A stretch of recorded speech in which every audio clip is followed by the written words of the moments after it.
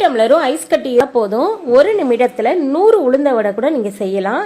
இந்த சீக்கிரட்டை மட்டும் நீங்கள் ஃபாலோ பண்ணி செஞ்சீங்கன்னா எல்லாராலையும் நல்ல மொறுமொறுப்பாக, நல்ல பஞ்சு பஞ்சாக, நல்ல சாஃப்டான, நல்ல கிறிஸ்பியான உளுந்த வடை கண்டிப்பாக செய்யலாங்க.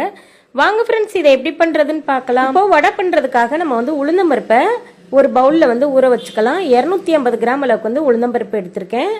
உங்களுக்கு வந்து எந்த அளவுக்கு எடுக்கணுமோ அதுக்கேற்ற மாதிரி எடுத்துக்கோங்க. இப்போ உளுந்தம்பருப்பை நல்லா 3 முறை நல்லா தேய்ச்சி நல்லா கழுவிடுங்க. கழுவிட்டு இதை வந்து 2 மணி நேரத்துக்கு ஊற வச்சுக்கலாம். 2 மணி நேரம் ஊறிச்சுன்னா நல்லா உளுந்தம்பருப்பு இந்த அளவுக்கு நல்லா சாஃப்டாக இருக்கும். இப்போது 2 மணி நேரம் கழித்து நம்ம வந்து இதை மிக்ஸி ஜாரில் வந்து சேர்த்துக்கலாம். மிக்ஸி ஜாரில் வந்து சேர்த்துட்டு இதில் வந்து தண்ணி சேர்க்க வேண்டாம். தண்ணி சேர்க்காம நம்ம வந்து ஐஸ் கட்டி சேர்க்க போகிறோம். நிறைய பேருக்கு வந்து பார்த்தீங்கன்னா மிக்சியில் வந்து அரைக்கிறதுனால மாவு வந்து நல்லா பொங்கலை, அதுக்கப்புறம் வந்து கிறிஸ்பியாக இல்லை, ஷேப் வரல அப்படின்னு சொல்லிட்டு நிறைய பேர் வந்து ஃபீல் பண்ணுவீங்க. அந்த மாதிரி